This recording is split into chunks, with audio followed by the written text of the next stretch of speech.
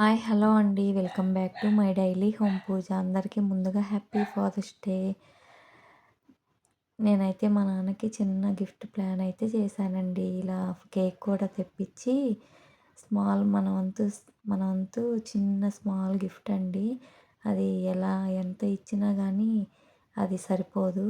కానీ మన వంతుగా చిన్న గిఫ్ట్ అయితే నేనైతే ఇస్తున్నానండి.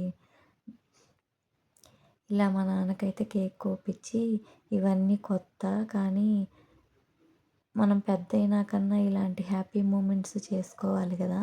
అందుకని చెప్పి నేనైతే ఇలా అయితే ప్లాన్ చేశానండి. ఇలా కేక్ కట్ చేయించి మా నాన్నకైతే గిఫ్ట్ ఇచ్చాను. అది ఏమిచ్చానో మీరైతే కామెంట్ చేయండి. నేనైతే స్మాల్ గిఫ్ట్ ఇచ్చానండి. మా తమ్ముడైతే హైదరాబాద్‌లో ఉంటాడు. ఇక్కడ అందుబాటులో లేడు కాబట్టి నేనైతే ఇలా ఇచ్చాను. ఇంకా వీడియో కాల్ చేసి మాట్లాడాడు.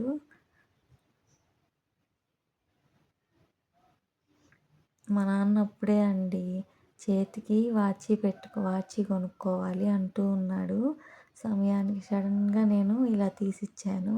అందుకని నవ్వుతున్నాడు. ఇలా అయితే నేనైతే గిఫ్ట్ చేశానండి.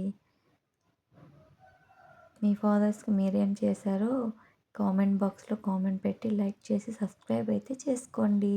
ఇలా మా తమ్ముడైతే కాల్ చేసి వీడియో కాల్ అయితే మాట్లాడుతున్నాడు.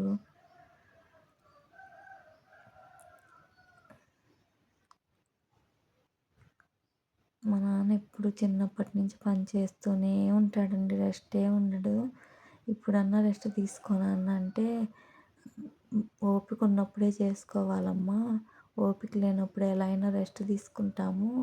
అందుకని ఓపిక ఉన్నప్పుడే చేసుకొని జాగ్రత్తగా ఉండాలని చెప్తాడండి ఎప్పుడు. రూపాయి కూడా ఎలా అంటే అలా వేస్ట్ చేయడు. జాగ్రత్తగా ఉంటాడు. అందుకే మా నాన్న ఇలా ఉన్నాడండి. మనం ఎప్పుడూ ఒకళ్ళ చేయి చాపకూడదు. ఎప్పుడు ఒకళ్ళ దగ్గరికి వెళ్ళి అడగకూడదు. మనం కష్టపడి మనము జాగ్రత్తగా ఉండాలి. ఎవ్వరు పెట్టరు